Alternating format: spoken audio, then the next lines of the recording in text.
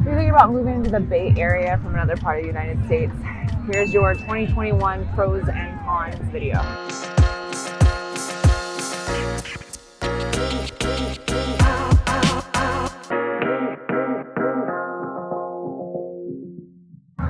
Pro, such good queer energy. The queer community. Queer people everywhere. More so San Francisco and Oakland, but it's in the center for progressive policies or inciting positive change. Where I am in Dolores Park, Golden Gate Park is 20% larger than Central Park in New York City. Castro, which has been a neighborhood of San Francisco for many decades. Meanwhile, across the bridge in Oakland, we have one of the highest lesbian household counts per capita in the United States. And when it comes to trans rights and trans visibility, there's more of a community here in the Bay Area than there is in other parts of the United States. Pro, there are constantly so many things to do in the Bay Area. Like you can go on a hike and then get a beer. All of the hiking. The beach. Skied in Tahoe and went boogie boarding down at Stinson in the same fucking day. We've got the beach, we've got the woods, we've got the marinas. Cons, there are sharks, and the beaches are cold. And if you want to go surfing in Pacifica, you'll definitely need a wetsuit. If you want to be outdoors, there are plenty of places to hike, plenty of trails in San Francisco proper, the East Bay, the South Bay, the North Bay. Right now I'm in Dolores Park. There are tons of other parks in San Francisco proper that I'll point out here that are lesser known. Pro. Beautiful nature. You have beautiful views regardless of which part of the Bay Area you live in. San Francisco, Twin Peaks, Dolores Park where I am now. You can see the entire city. In the East Bay, the Oakland Hills, the South Bay Peninsula. If you live in a very flat, landlocked area, you'll think you've died and gone to heaven here. So if all of that is enough for you, wine country is like 20 miles away. You can go skiing or snowboarding in Tahoe, which is 3.5 hours away. If you want to go to Monterey Bay Aquarium, that's like 2.5 hours away. Go to Yosemite, that's 5 hours away. A lot of people's desired vacation list.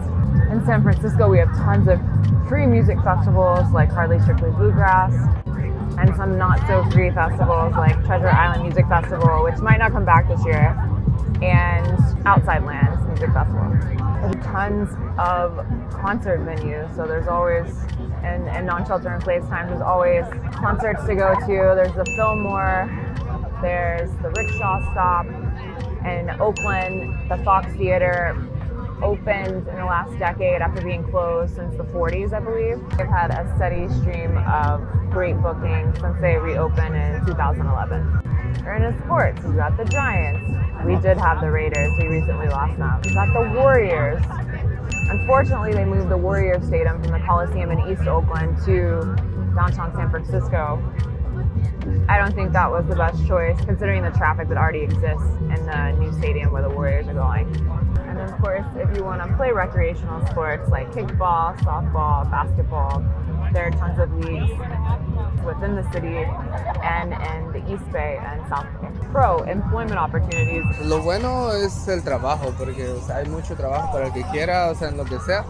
Yo trabajo en construcción y pues en la tarde it's my part-time. So, there are lots of great educational institutions like UCSF for medical school, and there's practitioner school, UC Berkeley, Stanford, Santa Clara University. Pro, food choices. Really good food too. We're so spoiled up here with the amount of great produce that we have. I'm eating good here. I can't stress how blessed, spoiled we are here. But when you go back home, and the variety of food choices you have is so limited, and also the quality of the non-American, non-Tex-Mex choices is just very different from what you get here. And out here, sushi doesn't have to exist with the steakhouse. We're just really blessed with the amount of food choices you have here, in grocery stores and farmers markets, fresh produce, farm-to-table restaurants. The slow food movement was started in Berkeley, I believe. Alice Waters had a lot to do with the promotion of that. Pro. The weather is always nice. Weather is a pro. Pros is also that it's a little bit chilly compared to Austin.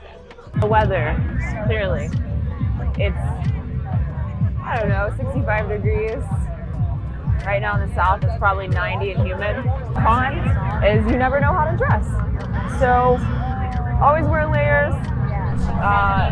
It's been rare that I've been able to wear shorts into the night. Con, there can be, I'm in San Francisco right now, the East Bay, Oakland, when I go across the bridge, could be 5 degrees, 10 degrees warmer. If I go further out to Livermore, Dublin, Pleasanton can be even warmer. So the temperature extremes are higher as you get further away from the bay. That said, I must also mention Carl the Fog, who normally comes over San Francisco and ruins your otherwise sunny day. If you live in certain neighborhoods in San Francisco, you are more likely to be your day to be ruined by Carl the Fog. The closer you are to the beach, the more that's likely to happen. I'm not really sure to classify this as a pro or con, but our public transportation, we have it. In San Francisco proper, there's Muni and there's BART. BART runs throughout the entire Bay Area. A con is that, especially if you're moving from the East Coast, the public transportation systems here are just like not really up to snuff.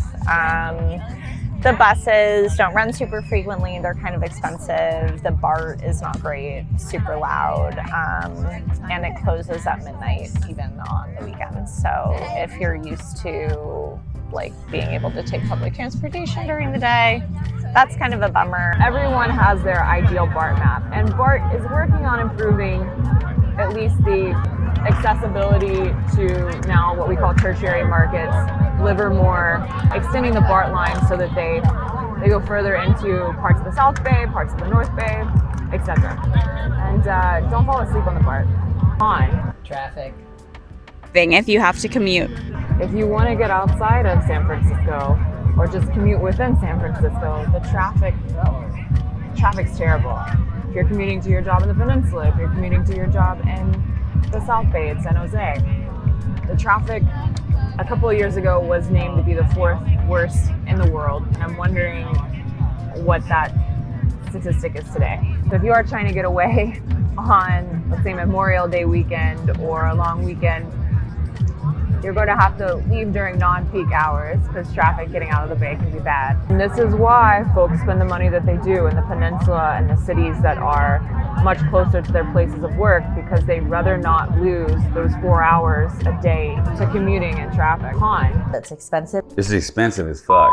Yeah, I mean, definitely moving here with a partner and sharing a room in a community house was felt like the only way I could easily, sustainably live here. Affordability over the last decade is a huge issue. The median home prices have gone up significantly over the last 10 years since the last economic recession, driven by the subprime mortgage market.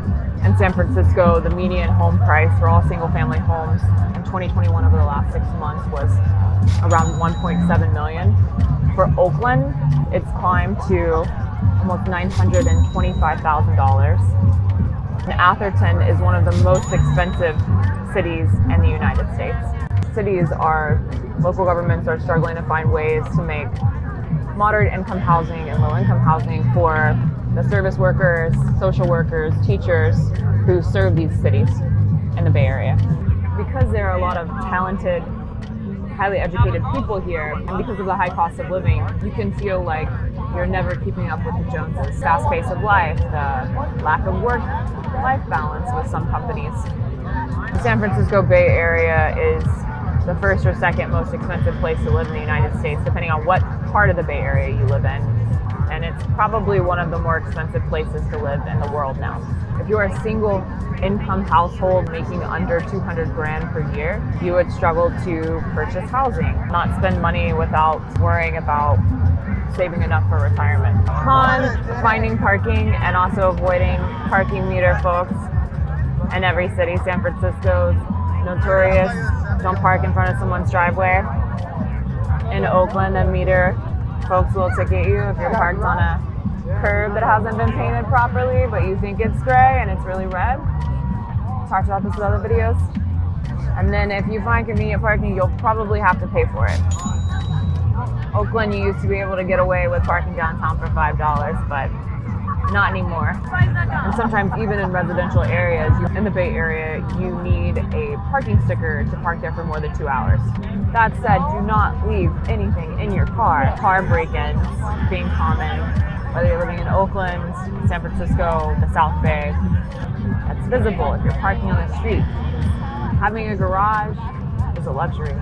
Having a driveway is a luxury. Petty crimes, property crimes are problematic throughout the Bay Area. And I think grand theft auto is higher here than in any part of the United States, and I can stand corrected. Some people argue that San Francisco has become more homogenous because of the tech industry and the type of workers who are attracted to that field of work. It doesn't mean that colleges, educational institutions, and local organizations aren't working hard to make the tech industry more inclusive. Another con on the issue of affordability, we have the highest homelessness population in the United States. Oakland surpassed Berkeley and San Francisco, counting the number of houseless folks per capita. Folks are really critical of what the cities have been doing. Like Oakland had development impact fees that were supposed to go to housing supply for the houseless, and there hasn't been a whole lot that's changed. In fact, the problem has gotten worse over the years. We love our taxes here in California. We've got city property transfer taxes in addition to high income taxes in the state of California. We've got supplemental taxes that are added to your property tax bill, marijuana taxes, in addition to high sales tax. So you don't really get a break here in California and in the Bay Area. In the Bay Area, the North Bay, the East Bay, San Francisco proper, the South Bay, all have unique characteristics. But that pretty much summarizes the pros and cons of living in the Bay Area. If you want more videos like this, hit the subscribe button. If you are moving to the Bay Area from another part of the United States, feel free to hit me up. My contact information is below. Nom nom. What is the pro of living in the Bay Area? Cold, because hugs get really high. Yeah, they get really hot. So he thrives in this environment.